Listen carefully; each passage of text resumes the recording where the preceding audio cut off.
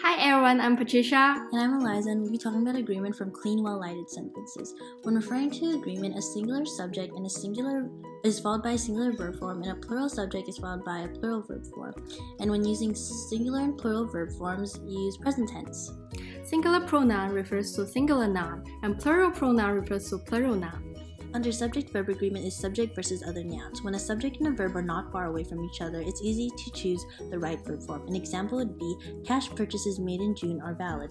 Purchases is the plural noun and are is the plural verb. When the sentence is long, it's common to forget the subject. We have vague subjects, and those vague subjects are any, either, neither, and none, and they are singular subjects. It's easier to remember these vague subjects, if you add an imaginary one to them. We also have unusual noun terms. Some of our nouns are spelled differently because they are in Latin, which lead to agreement errors.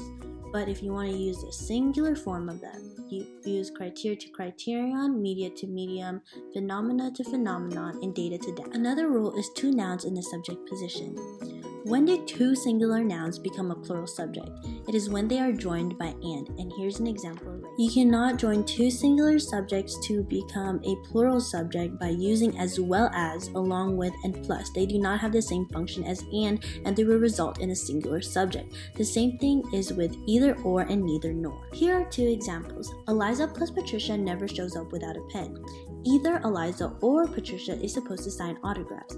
Both have singular subjects and both have singular verbs. If a singular noun and a plural noun are joined by and, you put the singular noun first and then the plural noun, and then you add in your plural verb form. An example is right here. So now I'm going to talk about the noun and pronoun agreement. It is easy to place singular nouns with singular pronouns and plural nouns with plural pronouns. But people may have some problems when it comes time to choose a pronoun. Hazy memories is a common problem in people's writing.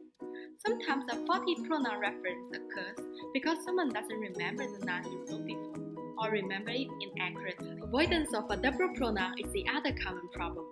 Though people remember that they should use a double pronoun in the sentence, but they just choose not to because they think the sentence will be awkward with that pronoun. A misused example would be like, anyone can find those papers if they have a flashlight. In this sentence, anyone is a singular noun. It should refer to a singular pronoun such as he or she instead of they. We can fix this sentence too. Anyone can find those papers if he or she has a flashlight. A faulty pronoun reference can also result from distracted focus. Many nouns are singular though they seem plural, such as committee, company, jury, firm, team, university. So we should not choose the form of the pronoun by its meaning, but its singular form. For example, the committee finally made its decision. So in conclusion, when you're achieving agreement in your sentence, whether it's between subject-verb or pronoun nouns, you should take into consideration of what you wrote down before so that the agreement makes sense. And that's it. We'll see you next time. See you next time!